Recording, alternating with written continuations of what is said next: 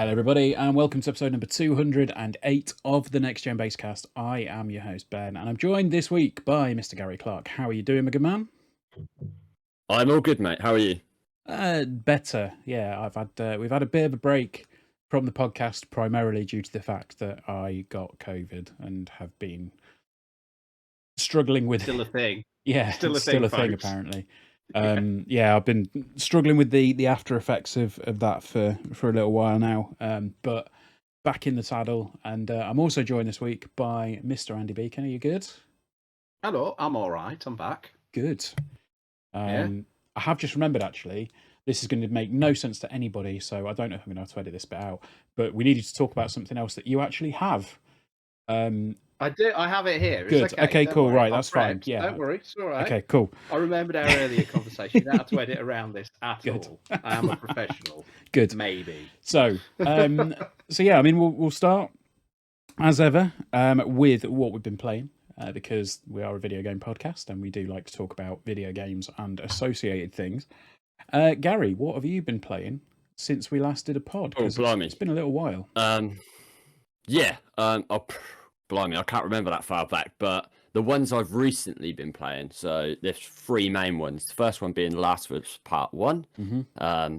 No surprise there. It is one of my favourite games of all time, and it just looks beautiful on the PS5. I sort of was expecting it to look that good, but at the same time wasn't. And when I first sort of loaded it up, I was sort of, wow, okay, this is a significant upgrade. I know there's been some chatter online about they could have done more to the gameplay, that sort of thing, which I sort of agree with. But from a graphical standpoint, they've done an absolute masterpiece on it. I think it just obviously they wanted their vision to shine through when they released it on the PS3, but lack of hardware sort of stopped that from happening. And I think now they've got that with the PS5. Yeah. Like I say, it's one of my favourite games of all time. I don't really need to go over the game itself because it's like 2013 it was originally released, so we know what it's about. But yeah, playing that, so I'm about halfway through, maybe, something like that. Okay. So yeah, I'm really enjoying that. My only issue, I always have this, not just with The Last of Us, but any remake. I always buy a remake and then sort of struggle to get through it. I think it's the whole sort of premise that you've already played it, you already know what's coming up. I've always had this issue with games that are remade or remastered. But yeah, I'm enjoying it a lot. Other games I've been playing, Shredders. I've played a bit of that. That's on Game Pass. Yeah.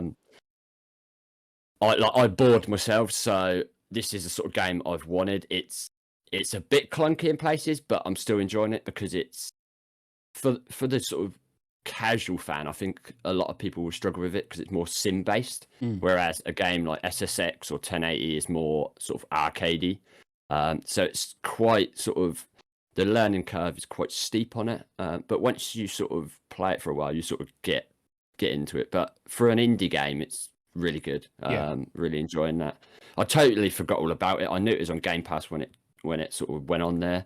Totally forgot all about it. And then one day last week or whatever it was, I thought, you know what? Let's play it. So yeah, really enjoying that. And the other one that I've just literally started playing is Trek to Yumi. That's definitely an Andy game, I think. That is beautiful. I don't know if you guys know about it. It is essentially a sort of a side-scrolling action adventure game set in Japan, and you play like a young samurai or whatever, a samurai warrior. Yeah, beautiful looking game, absolutely stunning. And it's basically, you've got light attacks and heavy attacks. It's very on the sort of, when you first look at it, you think it's very basic, but there's depths to it, which make it really, really good to play. It's like I say, it looks beautiful. It plays great. I haven't played that much of it yet, probably an hour and a half, something like that. But I know it's going to be a short game. It's just got that feel to it that it's going to be quite a short game. But if you've got Game Pass, you should play it, because I remember when this got sort of shown for the first time and I thought, wow, okay. And I totally forgot all about it. And I was just the other day just scrolling through Game Pass and see it and thought, you know what, let's give it a go. And I was thoroughly surprised by it. It's really good. So yeah, you should definitely check that out. That is good fun. I can't really think of anything. It's like I said, it's been a while since we was on here, so there probably is other stuff, but I don't want to go through everything because we'd be here for like 3 hours. So yeah, I believe they're the three main ones anyway that I've been playing. So Okay, I mean, I will say that about Trek to Yumi. I played that. I think it was around launch, and if I remember rightly, I think there were some technical issues with it. I think Andy discovered those as well. Yeah, I played it around Okay. launch, and it was really, really hitchy. But the last time I jumped into it, they did seem to have resolved a bunch of that. Oh, okay, and cool. it seems to be a much smoother game now. Cool. Yeah, it's one of those that I keep going back to and doing a little bit, and then kind of getting distracted by something else. Cool. It's quite good because it saves quite frequently that you can just kind of play through like a scene or something like that, and then just sort of put it down and then come back to it later. Yeah, I've not had any issues with it since I've been playing it. So not one glitch or nothing. So I think they've probably sort of ironed all the bugs out. Yeah. Yeah. So. No, good stuff. I will say I was sort of nodding my head through quite a bit of what you were saying there. I mean, obviously I reviewed The Last of Us Part 1. Just ridiculous what they've done to that game. Like, people turning around and go, oh, but it looks the same. Yeah, but does it though? Does it really though? And like, it really doesn't. I'm quite cynical about the concept of it being more of a remaster than a remake and launching at a full price. But anyone who turns around and says that looks like exactly the same game as the PS3 version, they are clearly smoking something illegal, quite frankly. Yeah. I mean, there is a discussion to be had about the price point and all the rest of it. Like, I probably wouldn't have brought it on launch had we not gotten a review copy. But it's still phenomenal, and as you say, it's one of my favorite games of all time as well. Like, just fantastic. And again, same with pretty much the same opinions of you with Shredders as well. I've played a bit of that, and it's good fun. It is, like you say, it's an indie game, and it doesn't make any bones about that. But it's it's decent. Cool. What about you, Andy? What have you been playing recently? Well, I'm glad you went with Gary first, because anyone watching this on YouTube will have noticed that I immediately turned to my other screen and started typing because I couldn't remember off the top of my head. So I had to make a quick list of the things I've been playing. I kind of went through a bit of a phase of not really playing a lot because just my life has been absolutely chaotic over the last few months. But I have started sort of playing a few bits and bobs recently. I finally started getting into Deathloop in earnest. Good. It's a bloody good game, that is. It's a bloody good game. If only somebody had told you that, Andrew. No, do you know what? Deathloop has been sat on my shelf since last Christmas, not doing anything. Damn. And I finally gotten around. Well, you finally got round to it when it comes out on Game Pass. Yeah. No, I've been playing it on PS5. It's Elden Ring, I'll be honest with you, kind of sunk all my time over the first half of this year, if I'm honest. It's killed a lot of interest in other games, but Deathloop, really enjoying that. I think once the way that it wants you to play the game clicks, it becomes a much easier game to play. I think in the first hour or so, I was like, I don't really know where this is going. This is a bit, but you've got to let it go through one loop. Yes. And then do the Wenji encounter. And after that, everything kind of clicks into place. Yeah.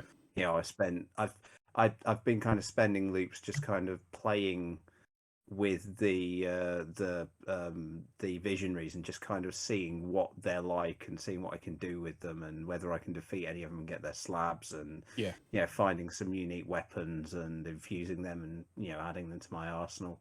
I think there was a couple of weapons that I found when I was playing it that like it felt like it almost broke the game. Like, I found a couple of amazing weapons. I was like, oh, I'm sticking with these forever. I found I went up to the sniper. Sorry, this is probably spoilers for anyone who's playing Deathloop on Xbox, but I went up to the sniper room in the first area. Yeah. And found a bunch of stuff up there, like a really powerful shotgun and a pistol, and I was like, yeah, I'm keeping these. These are good. Yeah. But yeah, it's a good game once you kind of get the swing of it and get into routine with it. I've also been playing on my Xbox. I've been playing Biomutant because there was a recent patch dropped for that, which again, that's another game I've had since last Christmas that's just been sat on my shelf. But they patched in Series X and PS5 support recently, so all the usual visual modes and bells and whistles that you'd expect from a game like that. It's decidedly AA. It's a little bit janky at times, but it's actually quite a relaxing game to just sit and chill out to because it's not particularly difficult. It's got quite a nice world to explore in it. Yeah, if you find it cheap, I think it's been on sale recently for like a £5 or something like that. I'd recommend picking it up. It's something just to kind of while away the time tooling around in. Game Pass wise, I've been playing Metal Hellsinger recently, which is a good game. I love that. Do you know what? It's very hard not to sit there, put my beer down, playing it and just going. Yep. It is a head-knocking game. Absolute metal. It is. It is so good though. It is basically like Doom meets Guitar Hero, and it's just it's a lot of fun. I think we reviewed was it Soundfall earlier this year? Yes. And I think I had some criticisms with that about the travel on the triggers that it required you to use, and the kind of the desynchronization that you got between video and audio on sort of modern AV setups was an issue that I found with that game. And I kind of feel like I'm finding it a little bit with Hellsinger as well, to a lesser extent, but it's definitely there. I keep trying to recalibrate it. And stuff, I was going to say I've gone through the calibration twice. Like the first time I did it, I felt like I was missing a lot more than I should have been. Yeah. But then the second time I've calibrated it, like since I've done it, then I think I got it about spot on because there's definitely moments where it feels like just so good when you're in it, and you get the little skull, and you're using the skull on the beat to make your combo go up. Weirdly, the skull is the one that I feel I can hit the beat more often on. And it's the shotgun that I feel I keep getting off beat on. It's just because you're the shit. skull and the probably. But no, good game, good soundtrack, a lot of fun, quite daft as well. And the other game that I played recently is actually a demo that dropped onto Xbox and PlayStation recently for the next Team Ninja game called Wolong. Fallen Dynasty. I forgot they put a demo out on that. Oh, it's good. It's good. That's an Andy game. I mean, it's the team that did Neo, so it's got that kind of Soulsy vibe to it, but it's quite mechanically different as well. So it's got some interesting things that you can do in it. Like it kind of encourages a grind almost, right? Because you can effectively So as you defeat enemies, you've got this like secondary level gauge. So you level your character up independently. You only have 5 stats, which affect multiple stats that are part of your character progression. I won't go into too much detail because it'll bore you to death. I won't. But as you're playing and defeating enemies, you've got this like morale system, and the higher your morale for defeating enemies, the stronger your attacks are. Okay. So the idea is you can actually sort of grind your way through, raising your morale to give you a better chance against later bosses. It's almost like sort of a slight built-in difficulty system that you can, just by playing it and defeating enemies, you can grind your character's level up a bit and sort of take on bosses. It's really good. It kind of encourages combat over defense as well, which is quite nice to see. So yeah, quite looking forward to that. That's coming straight to Game Pass when it launches next year as well. So cool. Okay. So that's saved me a few pennies on an Andy game, which is good. Good stuff. Other than that, I've actually been checking out something that we'll have a review dropping for very soon, which is this.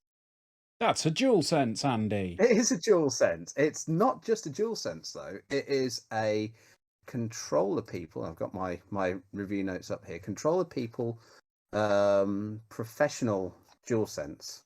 So it's a modded DualSense basically, and it's modded because it has, if you can see here.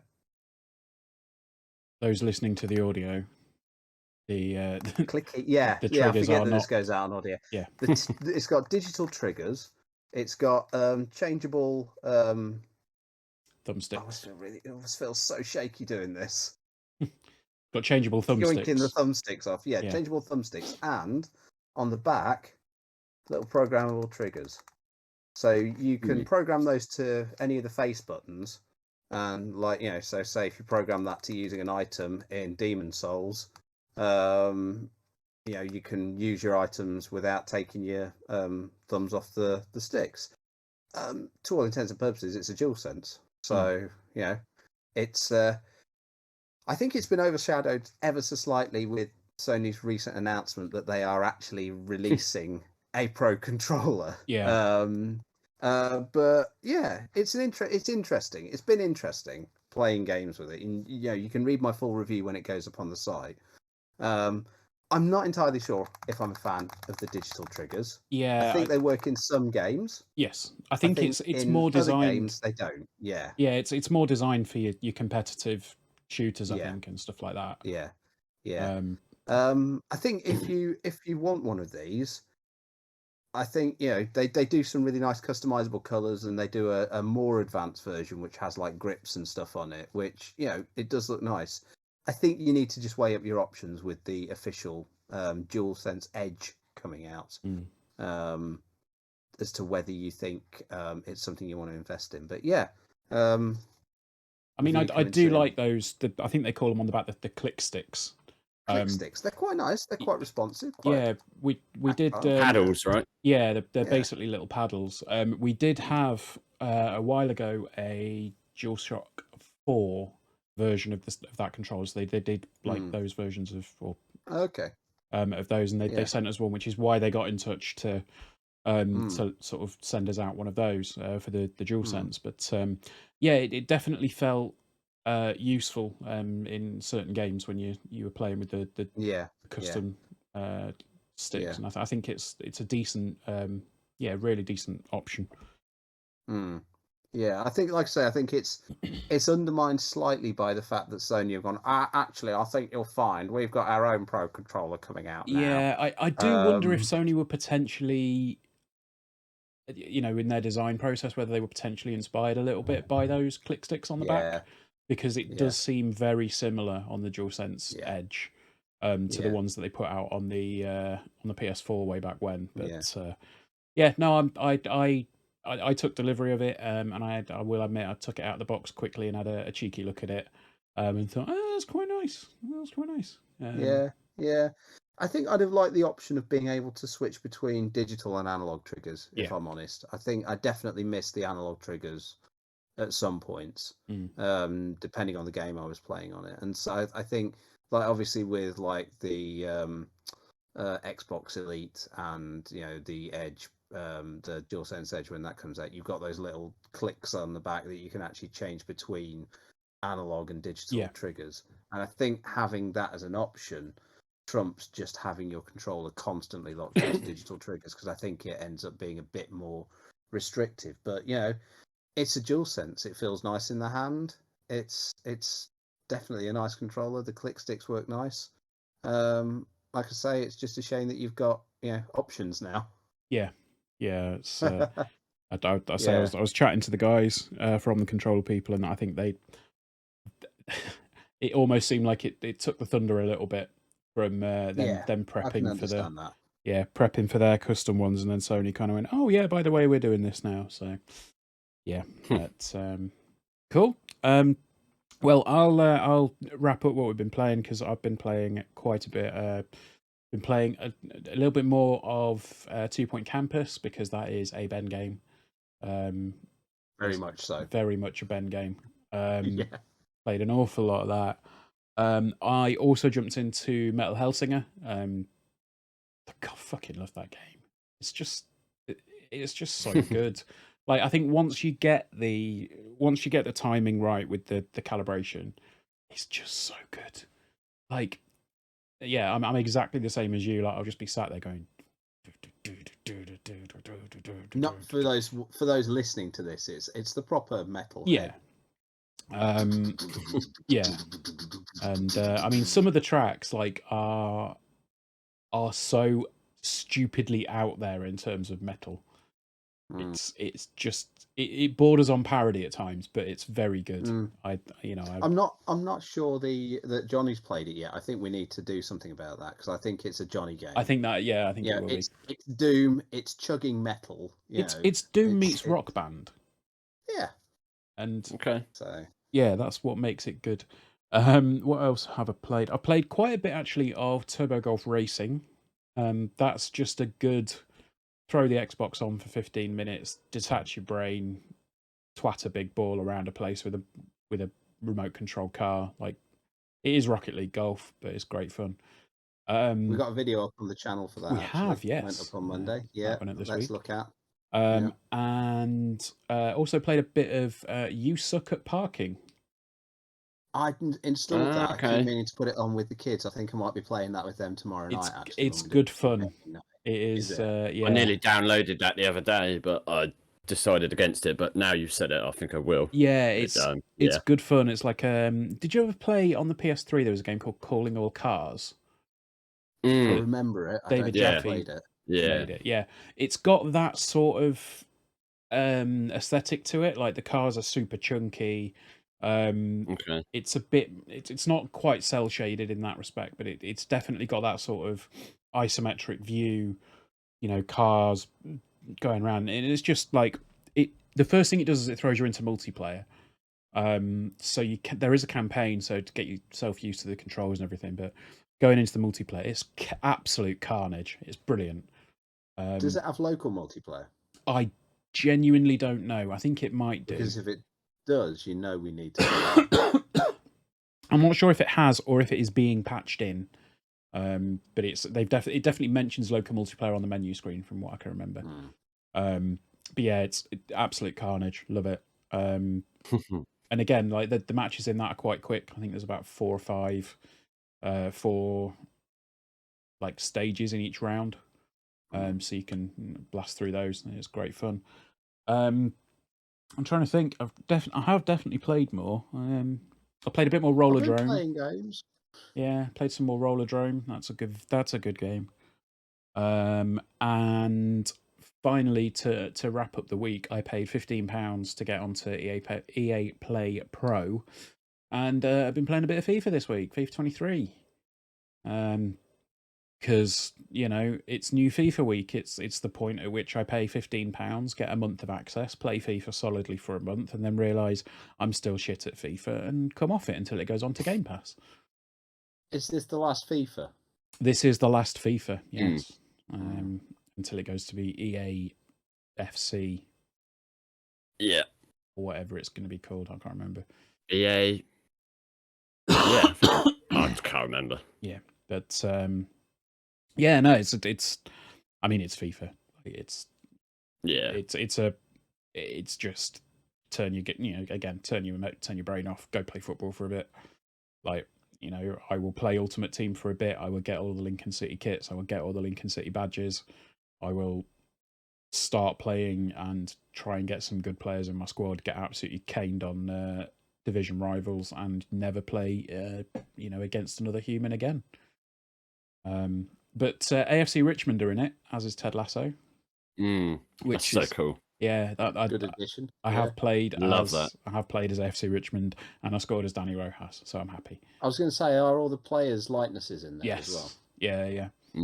So the thing that made me laugh about that when the reveal got done, I think the official Ted Lasso account said, "Oh, it's weird seeing all of my players in as computer generated models, apart from Roy for some reason." Because there was the whole controversy, like the conspiracy theory about Brett Goldstein being computer generated in Ted Lasso. Which, oh dear. But no, that's basically what I've been playing. I love that they put the stadium in as well. Yes, the dog track. Yeah, it's good. So cool. They put a lot of effort into it, and fair play. I mean, I think It does seem like something that only EA could do at this point. Like, I don't think Konami are anywhere near them now, which is a shame. To put a pachinko machine in their football game than they are to actually do anything. Not that I really care about football games, but you know, EA. I've got my beer. I know EA get shit on a lot, but in the past they've done some cool things with FIFA. Like, I can't remember what FIFA it was, but one of their development team died, and he was a Portsmouth fan. So behind like the goal, I think it was, they put like a bunch of flowers, like that's nice, remembrance to him. And they added, I think at the time they didn't have championship stadiums as well, but they added Fratton Park in the game, the only championship stadium, because he was a Portsmouth fan. So yeah, they do get shit on, and I know the whole Ted Lasso thing is slightly different to that, but it's still a cool sort of add-on that they didn't have to do. But they know that, I think Ashton said it on Twitter, they know the football community, they know the sort of how football is as a sport, as a sort of what's the word, as a entity, I suppose. They know that these things is what people want. So yeah, good thing to have in FIFA. Like, Ted Lasso is huge anyway, so everyone loves Ted Lasso, so it's cool. I mean, it cool was the same with Wrexham last year, wasn't it? In the rest of world thing, and I think they're there again this year. So it'd be an interesting one. Excuse me. Right. So Still suffering there. Yeah, a little bit. It's just my throat. So we talked about the what we've been playing. So moving into the news, one thing that we won't be playing anymore after January is Google Stadia, as Andy gets his controller and salutes. I also have a Google Stadia controller somewhere. I don't. Oh dear. Somewhere. I don't know where it is. Wasn't it? It was a failed experiment by Google. Yeah, you could say that. Let's be honest. Technically, Google Stadia is very impressive. It's very impressive, yeah. Like the ability to connect a controller to your Wi-Fi, which isn't connecting to a device, it is connecting to your Wi-Fi and therefore connecting to an account, and then having that displayed on a TV, and then the controller controlling what is on your TV through the Wi-Fi. Like, the technical shit behind it is phenomenal, and it works. Like, wired controller or wired connection. Admittedly, wireless controller connecting to your Wi-Fi, but on a wired connection, Stadia is very impressive. Like, I've not had much lag. I'd say it's even improved on Wi-Fi recently. Over the last year, they really improved the latency on wireless connections on it. I played it through my Chromecast. I played it on my Steam Deck through Edge browser on my Steam Deck. It works. It feels like I'm playing, like Shadow of the Tomb Raider on a Steam Deck until I log out of Stadia, and then I remember that I'm actually in a web browser. And to all intents and purposes, technologically, it proves that game streaming could be a viable way of playing games. But Google have utterly screwed it up as far as the marketing, selection of games, pricing model, and general business model goes. It's another own goal from Phil Harrison. Yeah, Google have got this reputation of releasing stuff and never supporting it. It's been going on for years and years and years. Even with some of their the what? Sorry, even a Daydream set up there. Their VR goggles. Oh God, yeah, those VR goggles that they binned off. Even with some of their sort of most successful products, they still sort of only half-ass support them. They don't fully commit to them, and it's just like, like Andy said, their strategy for Stadia, their marketing was atrocious. Just everything about it wasn't like they was fully in on it. It was like they wanted it to succeed, but they didn't want to put all their eggs in one basket. It was like, I'm surprised it's lasted this long, to be honest. Yeah, I mean, it felt like it was we're Google, this will succeed. Yeah, I exactly. think Yeah. if it had come out maybe a year or two later than it did, we would have potentially, or maybe we wouldn't. Maybe this is the butterfly effect that led to Game Pass.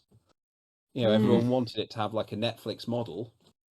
If it had come out with Maybe. a I mean, Netflix model like Game Pass, and you pay a subscription, because ultimately you don't need a Stadia controller. You can plug an Xbox controller into your PC and play Stadia games that way as well. You can yeah, use a mouse and keyboard. True. Had it been a subscription model, pay £10 a month for a buffet of games. More people might have actually jumped in to try it. As it was, you're looking at paying RRP for a copy of Far Cry that you can buy for your PC, Xbox, or PlayStation. Why would you buy it in a streaming service where you got no guarantee that you can keep playing that game for any length of time? If it becomes unavailable. Yeah. I mean, it's disappointing. Yeah. It is disappointing because, again, we looked at a few Stadia games. Andy looked at some stuff on Stadia, did some streams. It was super easy to stream to YouTube with it. You just kind of hit a button, away you go. Lots of cool ideas were baked into Stadia, but I cannot for the life of me see how Google thought, oh cool, this is going to be somebody's primary way to play video games. This is going to be the primary way to play video games. Like, number one, in America, a lot of people still have like data caps on their internet. Yeah. So, if you play a lot of one game repeatedly over a number of nights, that's probably going to use up more data than it would if you were downloading it. Yeah. And it just things like that make me think that this was kind of half baked. Yeah. And again, it's the business model. Like, who's going to pay full price for a streaming only copy of a game? Who's going to pay full price for a multiplayer game that has a vastly, vastly inferior user base? Yeah. And, I picked up my Stadia controller and I downloaded the app for my TV not long ago because I thought, I haven't touched this in bloody ages. I've still got a Stadia Press account. I can still pick up, I can still pick stuff up and have a look on there if I want to, but I haven't used it for so long. So I downloaded the Stadia app on my TV. I turned the controller on, connected it, and I was like, "Oh, cool! Yeah, let's see if I can see what's in the store." You still couldn't browse the store via the You need the app. Yeah, you need the app on your phone to browse the store to buy games. It's like, it's 2022, lads. For fuck's sake. I mean, obviously now we know that they were basically keeping the wheels spinning until they fell off, but yeah, that's Google's equivalent of Nintendo's voice chat, right? That you have to have an app. Yeah, kind of.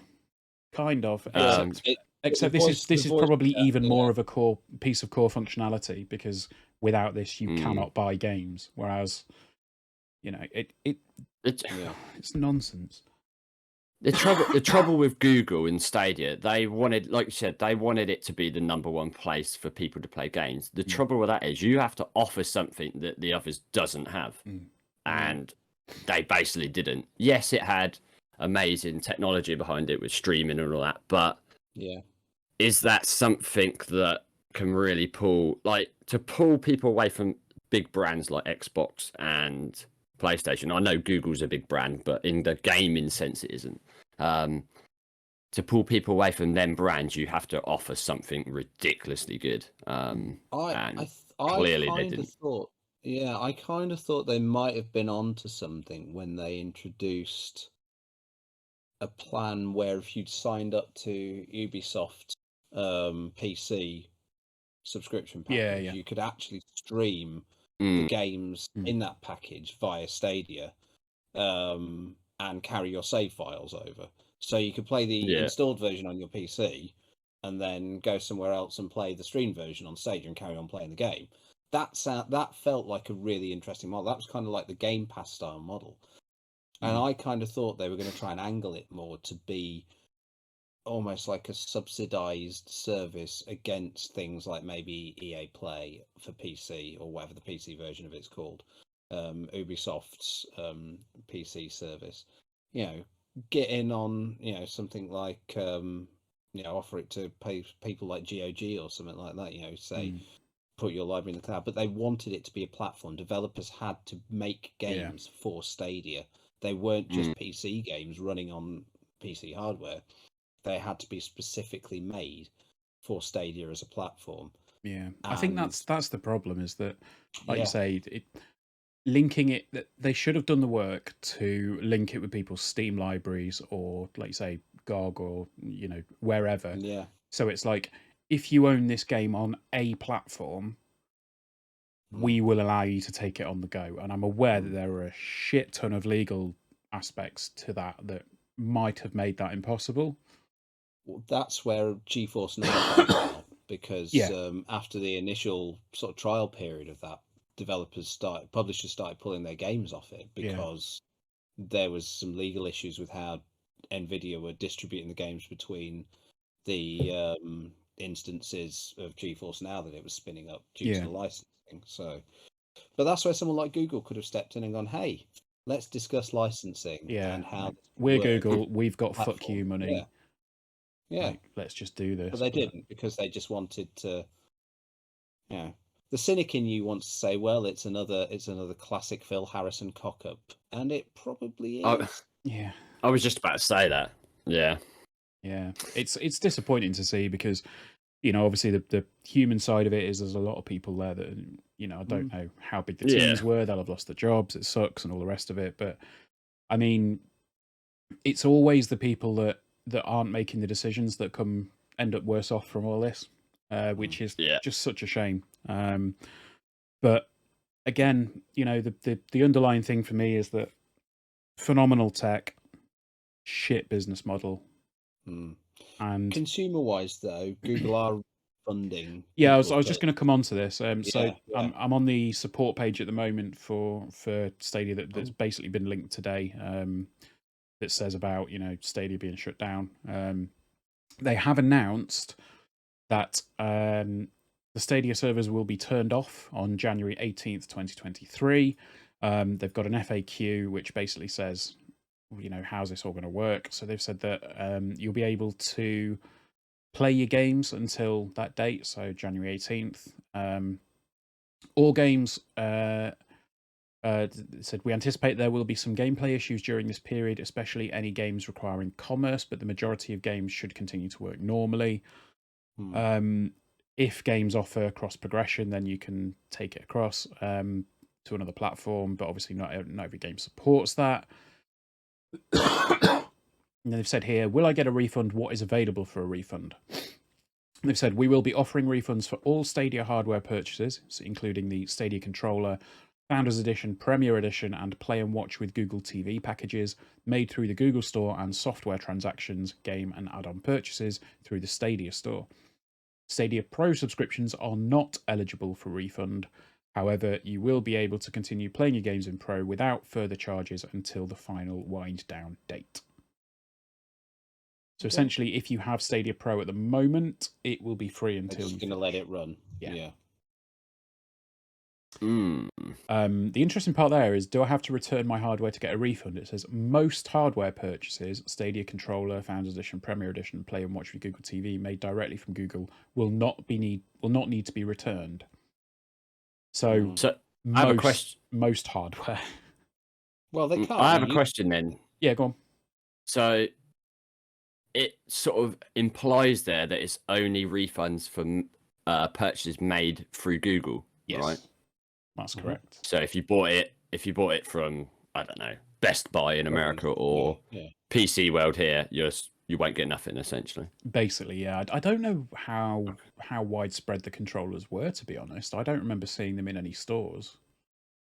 I think they briefly had them in Currys for a bit, but they stopped stocking them after a while, and it was we'll go and buy them off Google if you need to.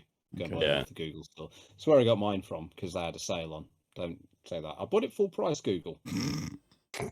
So yeah, it sounds like all of the refunds will be automated, which is pretty impressive.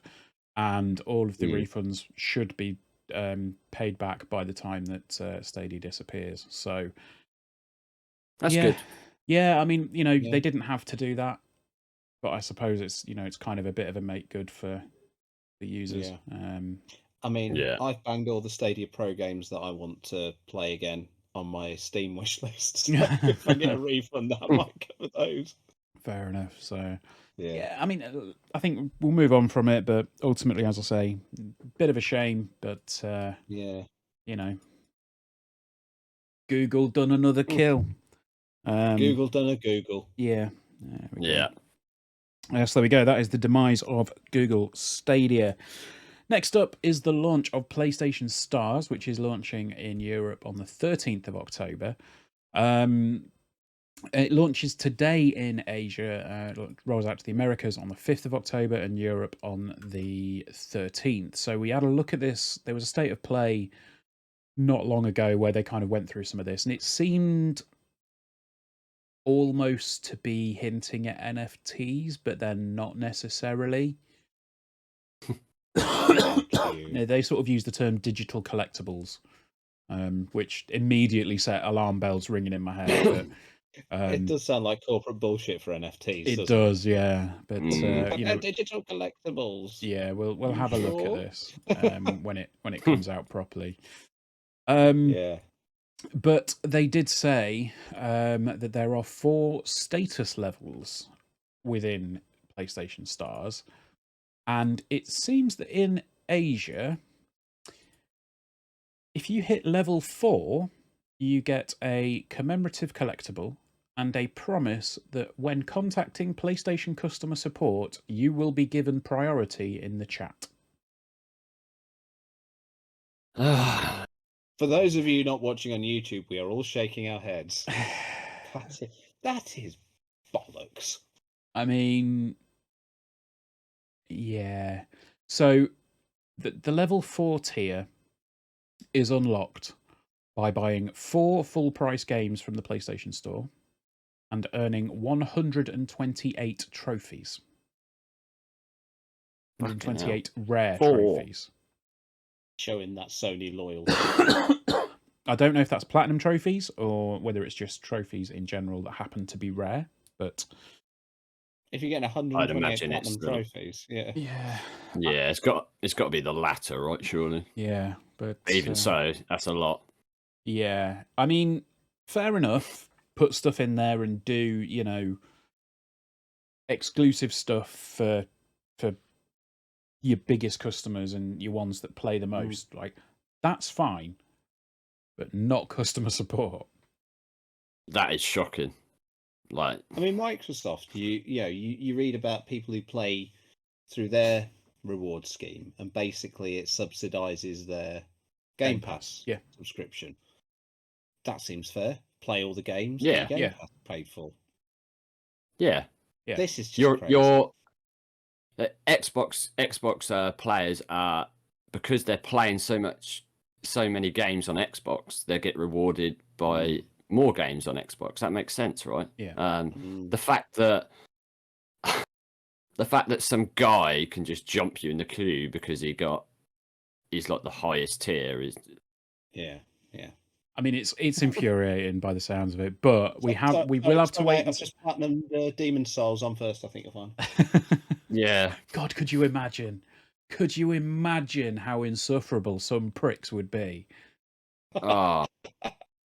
My PlayStation will not turn on. I need to be front of this queue. I am level 4. I have 135 rare trophies. And oh no, it's just turned itself on. All right, bye. It's just like I was just updating. Sorry, lads.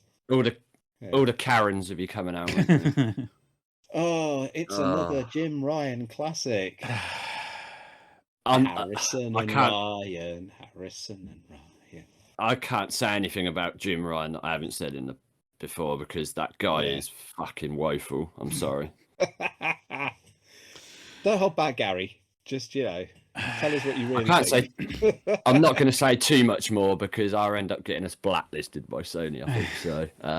I'll leave it at that. But yeah, I mean, to be fair, it does say that they aren't sure if those perks will apply elsewhere. But even so, they need to get rid of it. Like, ASAP because Yeah. you cannot It's not a good look. paywall customer service. Like that is Like, fundamental to your business. Like if you're providing a product and a service like Sony are, like they provide the PlayStation, they provide the games, they also provide PlayStation Plus. Like if you fuck up in any of the delivery of that, you need good customer service. Like even if you don't fuck it up, if somebody has an issue, the key to your business is customer service. yeah. Like end of story. And yeah, if they break it, then Can you imagine what breaking down on the motorway and then you phone up like the RAC and they say, "Oh, sorry, we won't be able to get out to you until like the following day because there's people in front of the queue like who have paid for something extra." I can believe we that. would have come out to you, but we've just had a phone call off Dave, and he's actually used our breakdown service 10 times this month. Therefore, we have considered him to be a much more priority customer than you. So we're off to see Dave. Yeah, you see, Sorry. Dave's got Shocking. an RAC NFT of a Yeah. big spanner. Yeah. So, Big spanner. but He no, I is a mean, big spanner. you can tell I am not a mechanic, so I'm just using a big spanner. Anyway, Big spanner. That's what they do when they fix your car. They just whack it hit with a it big with. spanner. That's what happens in video games, isn't it? They just hit things with a spanner until Bang, it's bang, fixed. bang, bang. Working. Yeah. Yeah, that's how it works in Red Alert. Big But anyway, Oh man. we'll move on from that because it's just ridiculous to something else that's just ridiculous. Skull and Bones has been delayed again. Mate. It was it was due out in November, and it's now out in March next year. 9th of March is when it's coming out. I mean, I don't understand the logic behind putting a game out then because February is already absolutely stacked. You know it's not going to be worth it. You know they're just going to shove it out the door and just abandon it. I mean, it's Chinese democracy in video game form, isn't it? It is, yeah. Like, no game should take this long to make. Yeah. 2017 that got announced. Yep. That's mental. It was originally a spin-off of Black Flag, wasn't it? Well, I think that's what people thought when it initially came, Yeah. when it initially got revealed. I think everybody kind of went, "Oh, it's Assassin's Creed," and then it said, "No, it's not. It's Pirates." I think it was using the same engine at the time. Yeah, kind of using the same tech and building upon some of those ideas. Yeah. I actually, at this point with this game, I think that Ubisoft are just trolling people. They've got to It's not even a real thing. It's just in the release, right? It says, while the game development is finished at this time, the extra time will be used to further polish and balance the experience using players' feedback from our technical tests and insider program, which happened over the past 2 weeks. What that says to me is we've pretty much done it all. Beta and it was terrible. Yeah, we've pretty much done it all. Yeah, and it was shit. And we did the technical test, and everybody thought it was terrible. What are Ubisoft going to release first? Skull and Bones will be on Good and Evil 2. Oh, Skull and Bones will release first. I mean, I think I think BGE 2 is just it's proper vaporware at this point. That makes me sad. I'm not. Well, it doesn't. I'm not being funny. Those trailers won't give me any hope. This game is going to fail regardless because, like Andy mentioned, it's going to have to be like absolutely incredible for people to enjoy it because it's been like the anticipation for it to come out. People have been waiting. Well, some people have been waiting for like essentially 5, nearly 6 years by the time it comes out. Yeah, like that's ridiculous. It's gonna have to like blow people away for it to be successful, I think. Yeah. And in the time that's been in since it's been announced and released, we've had Sea of Thieves. And if anyone wants their pirate fix, they got Sea of Thieves. Absolutely. Yeah. I mean, this is obviously kind of a bit more of a realistic take than Sea of Thieves, but You're saying Sea of Thieves isn't realistic? How dare you? We launched Johnny out of a cannon when we played that game. We did. That was very fun. I need to play Sea of Thieves again. Sea of Thieves is ace. It's got the most realistic water as well. Yeah. That's good water. It does, yeah. It's very, very, very nice. Got a Kraken. Yeah, big and shark. cracking and the puking and the drinking. Skelly boys. Yeah. Jack Sparrow. Yes, the it music. does. Anyway, right, we'll wrap up this week's or this edition, should I say, of the Next Gen Basecast by talking about that trailer that came out this week that I think everybody looked at and went, "Holy shit!" And it's not for a game, but it's for the Last of Us HBO series. Now, Andy, I'm going to come to you first because I think I might need Gary to calm down a little bit after he remembers the trailer. It looked all right, didn't it? It looked really fucking good. It looks all right. I mean, I kind of bounced off The Last of Us a bit. I found it a bit too bleak for a game, but I think I'd watch it as a series. I'd watch it as a story. I think I like my games to be a bit more escapist. I don't know what it was about The Last of Us, but I absolutely bounced off it. But I do recognise its achievements as a narrative game. I'll probably check out this series when it comes out. Not sure. I might wait for the remaster or the remake though. There we go.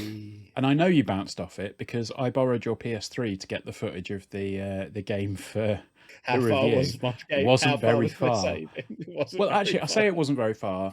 It was actually, ironically, it was exactly at the point I'd gotten to on the PS5. It was when you go into the hotel and you've got the hotel and you go through it, you go into the basement, you got the bloater at the you got to turn the power on, Gary. Yeah, the bloater. Yeah, it was just before that. So you'd stopped just before you got to a proper tense shit your pants moment. Yeah. What was the date on the site? I don't Did you know. have to look at it? I It don't would have been know. something like 20. I don't know. Probably 2013. I can't imagine that I played it much after it. But yeah, I did. I really bounced off it, but I didn't get rid of it. I kept it. I recognised it as the gaming landmark that it was, and I did keep my copy of it. Absolutely. I mean, it's just but I mean, we will come to Gary then because Gary, as the big Last of Us fan in the chat or in with the site, this looked pretty fucking faithful, didn't it? Oh yeah, really, really. Like the thing is, before even seeing anything with this, I know it's going to be good because HBO generally don't do bad TV shows. They are like everyone when people talk about TV shows, HBO is like the pinnacle at the top. Unless and we they saw get to that 8 seasons and their showrunners get offered a job with Disney. Yeah, no comment. But yeah, this looked great. Obviously, it's they've already sort of mentioned that it's got its slight differences to the game, but this trailer you could see parts of this that were very, very sort of influenced by the game. Obviously, the clickers, that was a great shot, which is very reminiscent to the way they're sort of shown in the game. Obviously, the characters, people are sort of saying about Bella Ramsey not being Ellie, but then we've got to remember if they used the Ellie from the show with the voice, it would be Ashley Johnson, and Ashley Johnson is like late 20s, so they can't really do that. I think she's a great actress, and I think she's going to be a really good Ellie. Like we can't really judge her we've only seen a minute and a half of her in it. But the trailers give you an idea of everything, Gary. It's the internet. You should know this.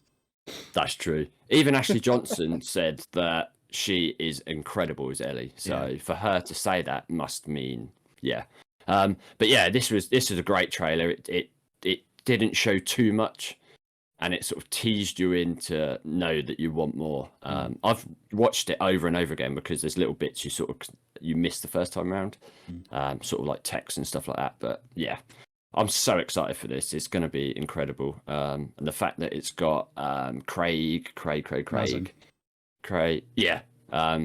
fame.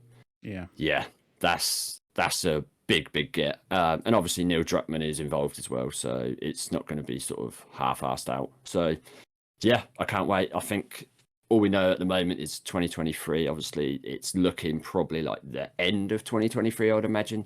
Normally, TV shows are sort of released sort of October-ish time. So yeah, I'm super excited after that trailer. It was great. 100%. I mean, like some of it is the level of detail they put into this, even from those shots in the trailer. I mean, Eurogamer have got an article up where it kind of looks at some of the bits in the trailer compared to bits in the game. It's just brilliant. Like the shot of Joel's watch is like pixel perfect to the watch in the game. Like the way that the damage is on there. But I mean, having just played through the game again, like I couldn't be more excited for this. I'm really looking forward to it, and I just think as well that the casting of Bill Offerman is just fucking perfect. That is, you couldn't get anyone more perfect than Nick that. Offerman. Nick Yeah. Offerman. I was wondering why you. Yeah. I was wondering why that didn't sound right. I was like, no, Yeah, I was like what? Nick Offerman as Bill. Yeah, there we go. Yeah. I don't think you could get anyone better than that for that character. No. I think it's perfect. And the GIF that they put out, I'll probably put this on the YouTube video, but the GIF that they put out is brilliant because it's Nick Offerman, or it's Bill doing a scene from Parks and Rec of Nick Offerman's character, and obviously Nick Offerman is playing Bill in just layers. So meta. Yeah, indeed. Yeah. No, I'm looking forward to this a hell of a lot. So yeah. Cool. Well, that's going to do us, I think, for the news and indeed for the podcast. I don't think there's too much else to discuss this week, but do drop us a like on the video if you haven't already. Get subscribed to the channel. Get subscribed to the podcast. Tell a friend and follow us on the socials, even though we haven't been that active on the socials recently. Ring the bell for updates, but I don't have the bell that we normally use in the Let's Look At. And that's part of that video series. Yeah, so we don't want to cross-pollinate the brand. So. Indeed. That's exclusive. Exclusive to LLAs. Exclusive. Johnny's not here to ring it. Yeah, so cool. Right, with that, we will see you hopefully in a couple of weeks. And take care. Bye. Bye.